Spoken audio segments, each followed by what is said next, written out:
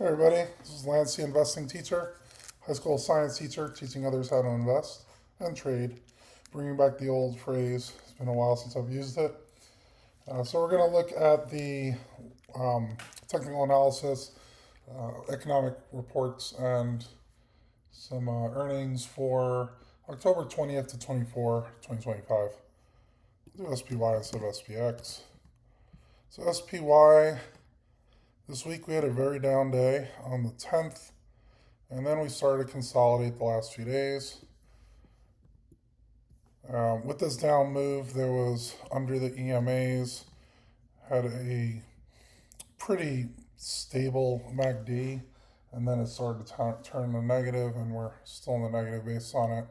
RSI was near overbought, so we did still have a good run up before it. And now RSI is leveling off until around 51 or so. I consider a very wide iron condor just based on the RSI. Have a set take profit and stop loss for it though. As for volume, we have a lot of volume at the 661 and we're 664. So as I did mention previous week, this could be a possible support level. And right now at the 661, 662, we're right next to it. So right now we're hovering around that level.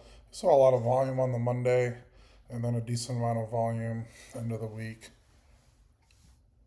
Let's say Qs. QQQ is a very similar story. Big down day on Monday, consolidated after. MACD curled downward. RSI is near slightly above 50. I have a little bit more room for a drop at 557 or so.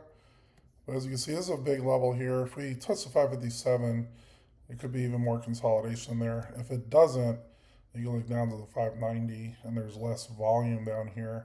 So if it breaks through this support level, there's not much volume below it. So people that got in at that 599, they might be starting to take profits and possibly close the position if it gets below there. So look out below possibly if we drop below 597 and that acts as a resistance instead of support. IWM has been fairly volatile. Down Monday, shot up the next few days, and then a down Thursday and a doji candle for Friday. So there's a bit of indecision in the market now, getting more volatility on it as well.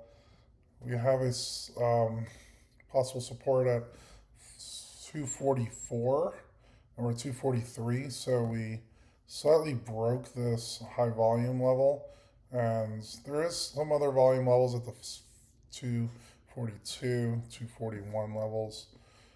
So might be some more consolidation. RSI is slightly lower than the others.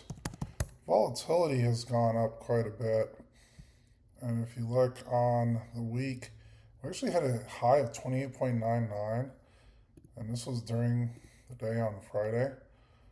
So we spiked up in the morning, it was early morning, and then it started to level out a bit into the 20s, starting from last week.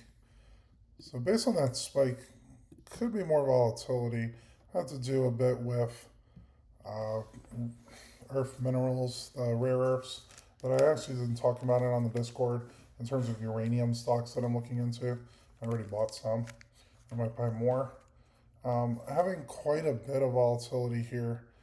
Jumped from 28 down to 20, which is a pretty big move in one day. Also on that Monday, we went from 16 to 20. So with volatility, it's still slightly above the average. Be aware of VIX spikes. You might want to consider call debit spreads on the VIX as a hedge, or even buy some puts.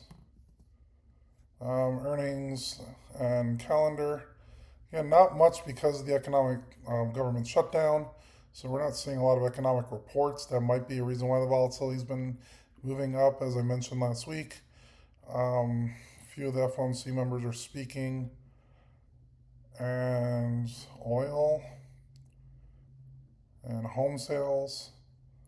Not too much on the economic reports. As for earnings, have some fairly larger companies, Coca-Cola Lockheed Martin, 3M, GM, also Netflix after close, and TXN. So tech sector could be influenced a bit by these. Some of the consumer staples as well. If you look at Tuesday, we do have Tesla, one of the largest cap companies out there. IBM is relatively big too. So the QQQs could have some further movement based on these. As for the rest of the week, not many huge stocks. Intel, another tech sector. Yep, that's our economic technical analysis. If you have any questions, leave a comment down below the video. And on the Discord, I'll be doing further trades next week on puts on futures, also a covered strangle on futures and stocks. So if you're interested, click on the link in the description down below, and I'll see you guys in the next video.